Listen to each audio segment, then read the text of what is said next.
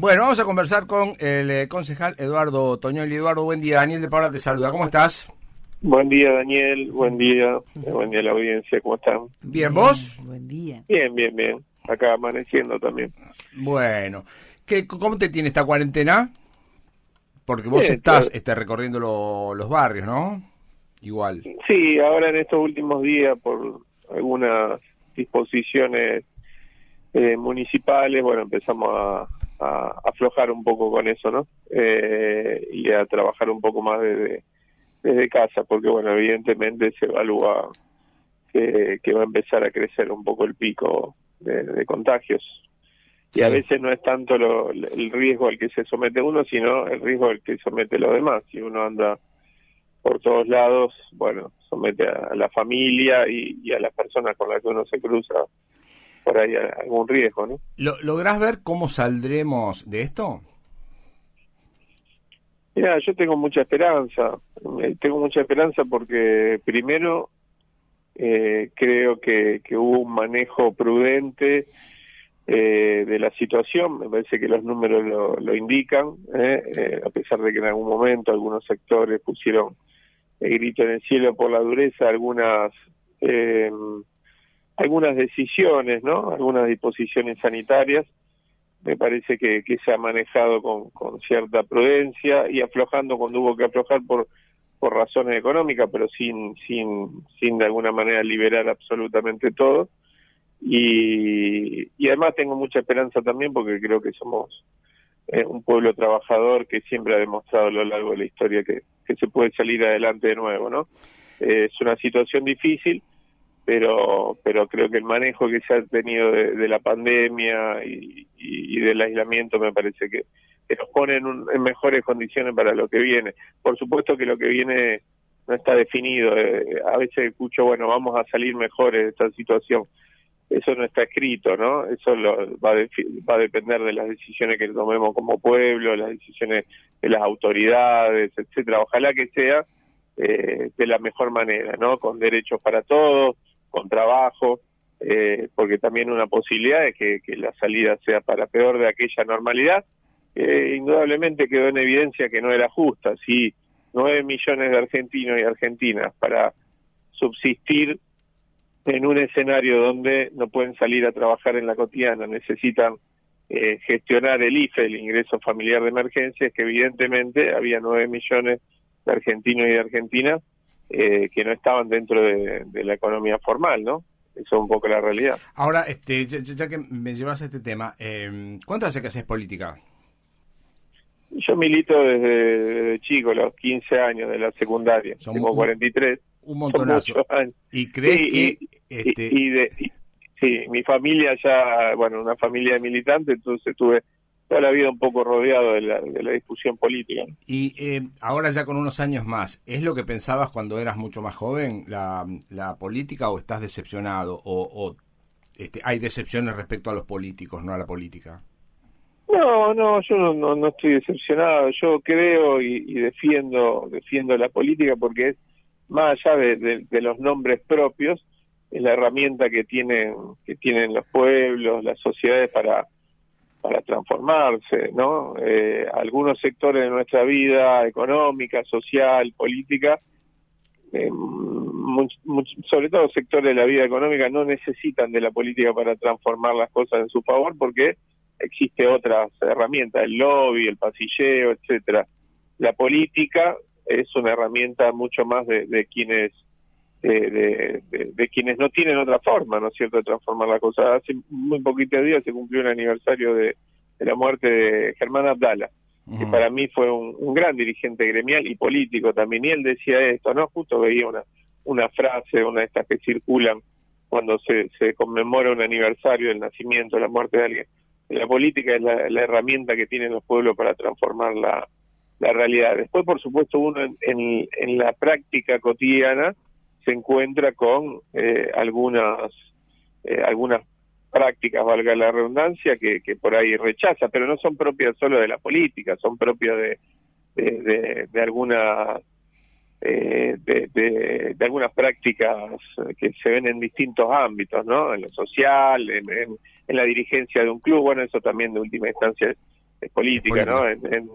En toda nuestra vida cotidiana nos encontramos con actitudes, con prácticas que rechazamos, y nos encontramos con eso también para desmitificar, digo, acá no es una pelea entre buenos y malos, ¿no? Sino entre distintas perspectivas e intereses, y uno a veces se encuentra con que puede compartir en términos ideológicos, políticos con alguien, un horizonte, ¿no es cierto?, un proyecto, y puede no compartir las prácticas, y sí lo puede unir a alguien que forma parte de otro proyecto, una mirada común sobre algunos puntos específicos, ¿no? Esta semana mataron a Eduardo Trasante. ¿Lo conocías mucho? Lo conocía bastante de antes de que fuera, por supuesto, compartí un año y algo de él con él en el Consejo, pero lo conocía antes porque a mí me tocó entrar en la Cámara de Diputados de la provincia en diciembre del 2011 como diputado por el peronismo, y en enero del 2012, ustedes recordarán, se produce el triple crimen de Villa Moreno, sí. Y donde una de las víctimas era su hijo, uno de los hijos de Eduardo Trasante. Y a mí me tocó encabezar la Comisión de Derecho y Garantía, que se constituyó como comisión investigadora del triple crimen.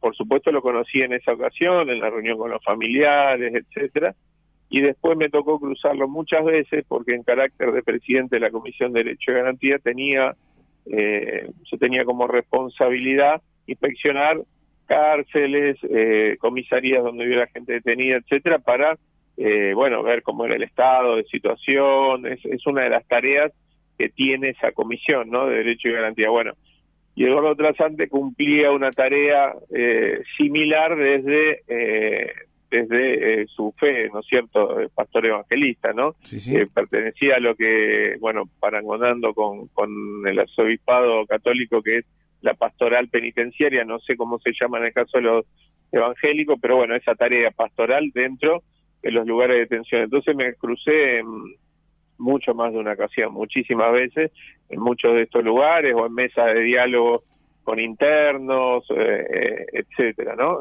Evidentemente era alguien con mucho tránsito en lugares difíciles, ¿no? Donde en general lugares donde la sociedad no le gusta mirar o problematizar o saber qué está pasando en esos lugares, ¿no? ¿Y qué crees tenés alguna idea de lo que puede haber sucedido?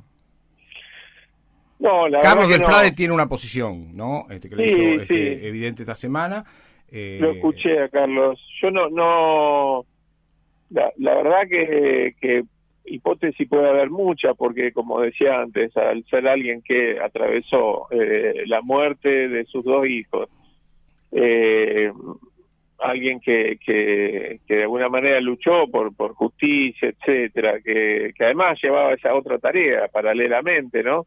La verdad que hipótesis puede haber muchas y cruzadas. No tengo ninguna firme.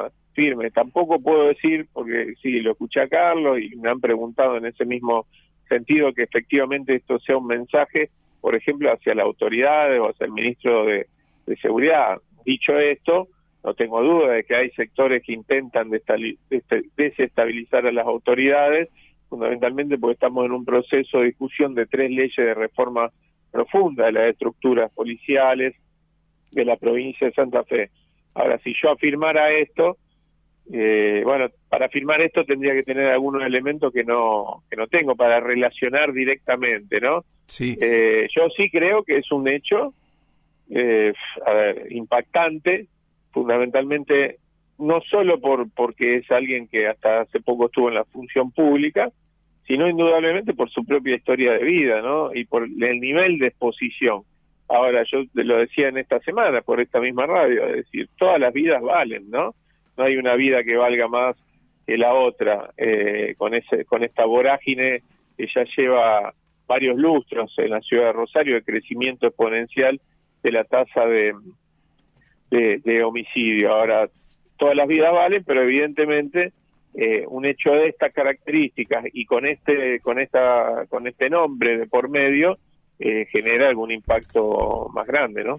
Ahora, este impacto que genera lo de Trasante, también muestra no voy a decir un cierto grado de impunidad, ¿no? Pero una inseguridad en la que todos estamos, y entiendo lo de las 3 leyes, pero mientras tanto es impresionante. Digo, nosotros no nos sobra tiempo todos los días para decir la cantidad de muertes y balaceras que hay, por lo menos en la ciudad de Rosario. Digo, hasta que salgan las leyes, digo, seguimos contando muertos. Sí, de todas maneras las leyes son, entiendo yo, 3 mojones en un camino mucho más largo, y que es una carrera. Cualquiera que asume un cargo de ministro de seguridad o en cualquier área de seguridad sabe que está peleando una carrera contra el tiempo. En todo caso, ¿cuál es la carrera?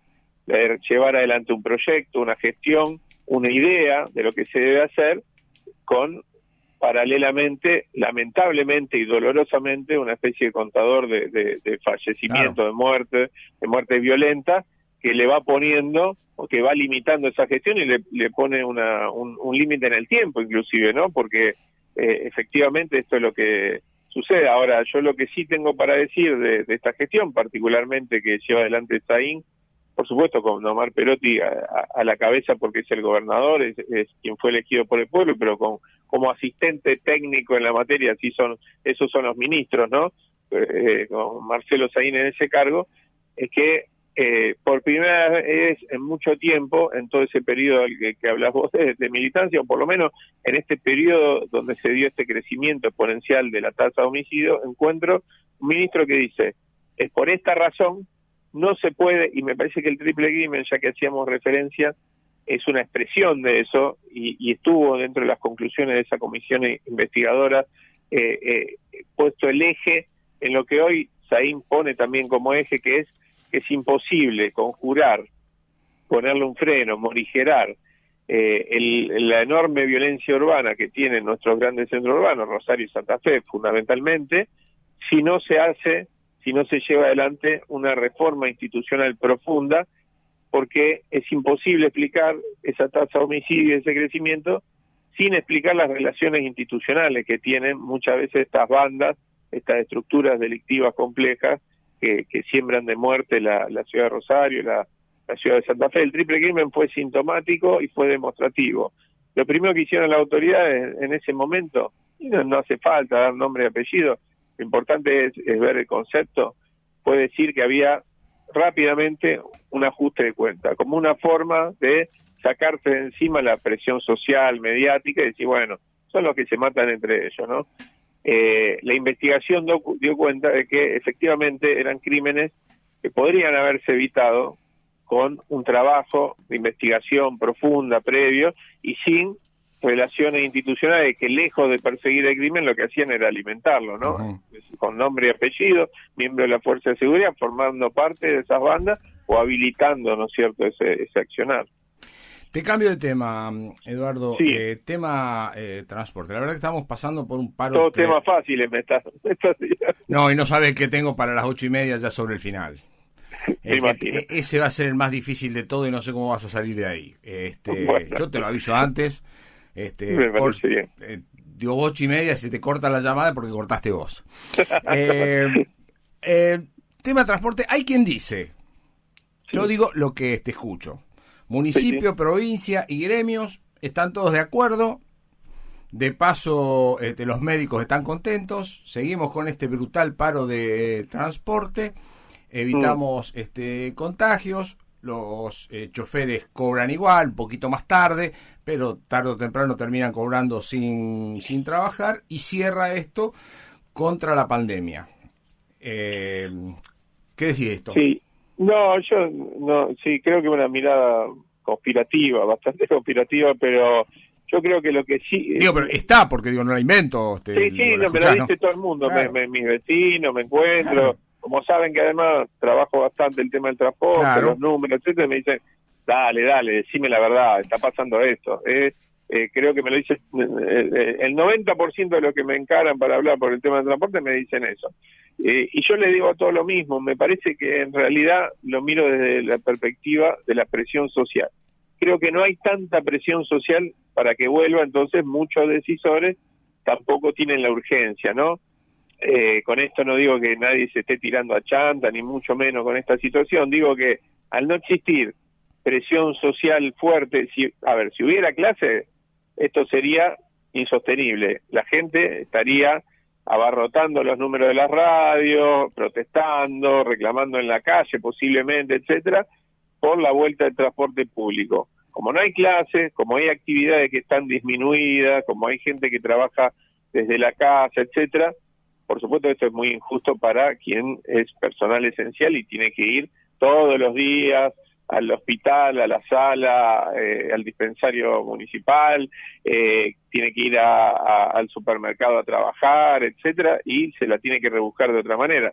Pero lo que estoy haciendo es un diagnóstico en el sentido de que entiendo que al no haber tanta presión social, me parece que a veces se entiende o se sugiere o se sospecha que tiene que ver más con cierta idea de parar todo por parte de las autoridades que con la imposibilidad de resolverlo. Y me parece que tiene que ver un poco con que no hay tanta presión, como decía antes, y también con que es uno de los temas más difíciles de resolver en la pandemia. Te explico por qué muy rápidamente.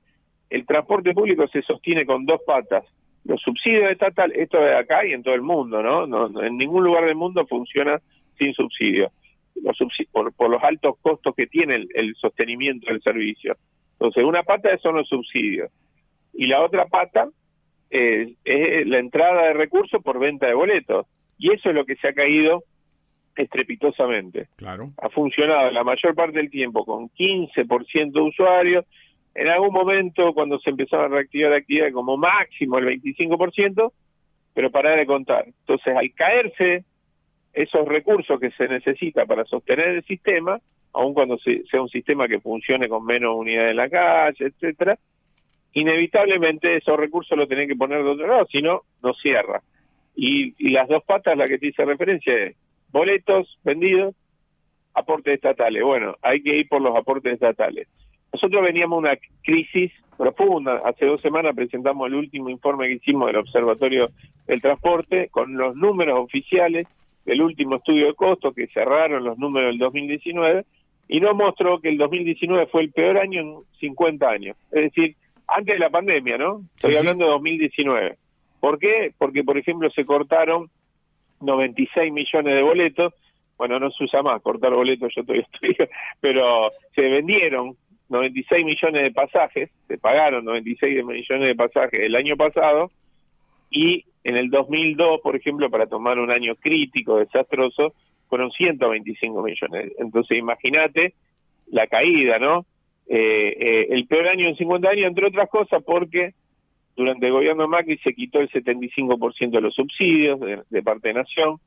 En la segunda gestión de FEIN, que coincide con este gobierno de Macri, se aumentó 500% el boleto, y esto genera que la gente se salga del sistema, un 25% en 4 años. Entonces, ya teníamos una crisis.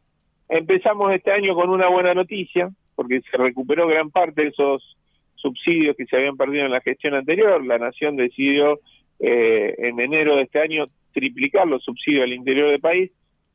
Vivimos, por supuesto, en un país que no es federal, con grandes inequidades en el reparto de subsidios, porque se triplicaron los subsidios al interior y eso permitió que no hubiera tanta concentración en AMBA de los subsidios, pero pasamos de 91% de los subsidios para el AMBA durante la gestión Macri a el 70% de los subsidios en AMBA después de esa decisión en enero. Uno dice, ¿es más justo que antes? Sí.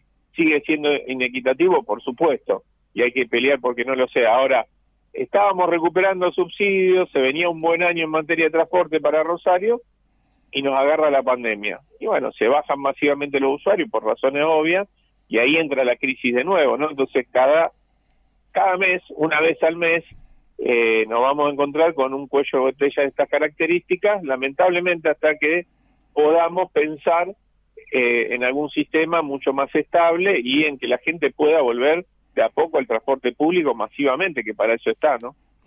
Ahora, hay una contradicción ahí, porque nosotros no tenemos transporte en este momento, entonces, esto lo vemos todos los días, bueno, vamos usando moto, bicicleta, auto, por alguna razón... Taxi, remise trucho, la gente recurre a lo que puede. A lo que puede, pero muchos salen como opción con el auto. ¿Sí? Entonces me parece que ahí se complica un poco la cosa cuando el estacionamiento medido rige como si nada pasara respecto a lo otro.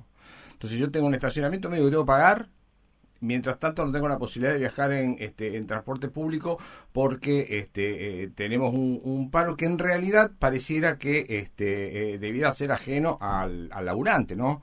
Entonces digo, me parece que ahí chocan dos cosas. Mirá, chocan en mucho. Digo, hay que entender que vivimos una situación excepcional. Sí, yo no estoy de acuerdo con la disposición que en algún momento determinó la vuelta del medido. Como también creo que en un escenario de conflicto gremial, de paro, no están circundando los colectivos, no tiene mucho sentido los carriles exclusivos. Claro. La vigencia de los carriles exclusivos cuando tranquilamente podría utilizarse esas plazas para estacionamiento, ¿no? Para descomprimir un poco. Pero bueno, creo que ahí se juegan otros intereses, pero además la paradoja fundamental es que el Estado tiene en este caso que promover el uso del transporte individual, que siempre es en realidad lo que tenemos que combatir, el uso del transporte individual, ¿no? Pero bueno, repito, esta pandemia, este estado de excepción, esta emergencia, pone todo patas para arriba, ¿no? Y lo que en algún momento era combatido, no digo combatido, pero se intentaba de alguna manera morigerar por parte del Estado, que era el uso del transporte individual, hoy aparece como una opción frente a esta imposibilidad de juntar mucha gente en el mismo lugar, ¿no? Uh-huh. Uno tiene la expectativa, la esperanza de que más temprano que tarde lleguen las respuestas desde lo médico, desde lo sanitario, bueno, la vacuna, etcétera, y pueda reconstruir, no digo volver a la normalidad que describía antes, porque indudablemente hablábamos de crisis de transporte, hablamos de inequidades, hablamos de 9 millones de argentinos y argentinas que necesitaban recurrir al IFE porque no están dentro del sistema formal, laboral y previsional, etcétera. Entonces, evidentemente, no es hacia atrás donde debemos ir, sino hacia adelante, hacia lo que muchos llaman una nueva normalidad, pero que sea mucho más justa y donde podamos pensar un sistema, porque digo, yo siempre he discutido con las gestiones municipales que se jactan de apostar a una ciudad donde se usa el transporte alternativo, donde se promueve que la gente deje el auto en la casa, etcétera. Bueno, en ese nuevo escenario, resuelto este atolladero sanitario, hay que pensar que la gente va a dejar el auto en la casa si tenemos un buen sistema de transporte público. Es la única forma que lo va a lograr. Las bicicletas, yo esto lo discutía antes cuando compartía banca con Roberto Zuckerman, un gran amante de las bicicletas, sí. Lo discuto hoy con Lichu Seno, que en el mismo sentido, que la bicicleta está muy bien. Yo en esta pandemia, por ejemplo, me compré una bicicleta para moverme, ando por todos lados, etcétera, pero no puede todo el mundo, ni yo mandaría a mi hijo, mi hija a la escuela en bicicleta con el tránsito que tenemos en la ciudad de Rosario. Entonces, como no vale para todo el mundo, hay que pensar la mejor forma de masivamente transportar a la gente, y hasta ahora lo que se ha inventado en el mundo es el colectivo, el tren. Sí, soy un gran defensor de la vuelta de los trenes pasajeros, etcétera. Bueno, pasado este escenario hay que volver a discutir eso, ¿no? Bien, me quedaron un montón de preguntas, pero me sonó el top, así que me voy a la última que tenía. Vos y yo tenemos una grieta, ¿sí? Yo lo recordé en estos días, y además tuve por suerte la ayuda de tus colaboradores, ¿no? Unos traidores, tus colaboradores. Sos de River, con el que hablaste de River, así claro. Que nada que ver entre nosotros. Sos de News, sos de News. Sí. Vos estás chocho con todos estos regresos que tiene News, ¿no? ¿Y cómo no? Contento. Sí, y con Marcelo Bielsa también, ¿no es cierto? Con Bielsa también. ¿Lo saludaste? Pero yo voy a... Sí, ¿Lo saludaste a Bielsa? No, pero no tengo el número, si no se lo vuelvo loco. Mejor que nadie me dé el número porque lo voy a volver loco. Pero yo estoy contento por Bielsa, pero no me siento identificado con esa corriente filosófica bielcista. de muchos periodistas deportivos, amantes del fútbol, que empiezan a citar frases, por supuesto siempre cito alguna, etcétera, pero yo me pongo contento porque Bielsa, por una simple razón, Bielsa es un tipo que me hizo feliz. Con todos los campeonatos que le dio a Newell. Y además es un tipo que no reniega de eso y por donde va anda diciendo que es de Newell, etcétera. Entonces eso me hace feliz de Bielsa. Y después ver cómo se amargan algunos que son de otros ismos,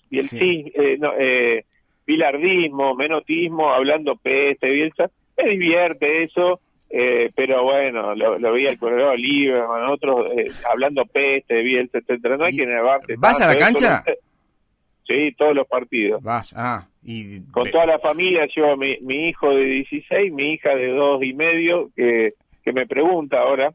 El otro día me dijo que quería ir a la cancha, porque es como una salida, vamos con mis cuñados, los hijos de ellos, etcétera, como una salida familiar, ¿no? Entonces me dice, Albertito no nos deja ir a la cancha. Dijo el otro día, pobre. Escuchame, porque esto es muy íntimo, ¿no? Qué hermoso.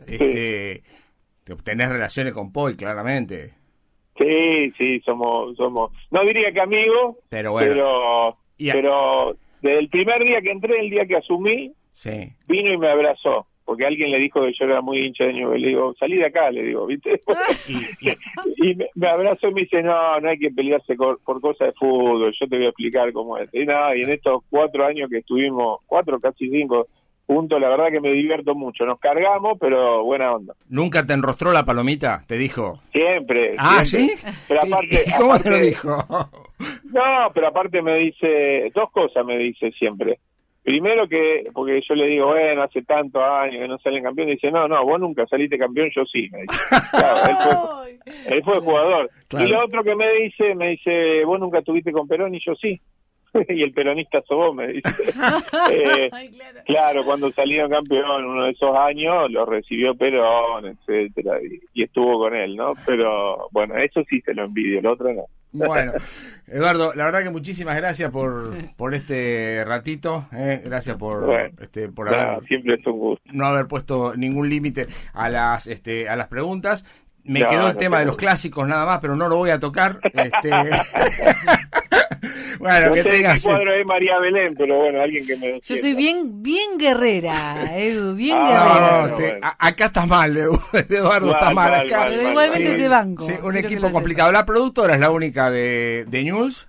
Productora es de Newell's, y Ana, que es la otra colaboradora, es de Boca. Así que una tenés. Estoy rodeado.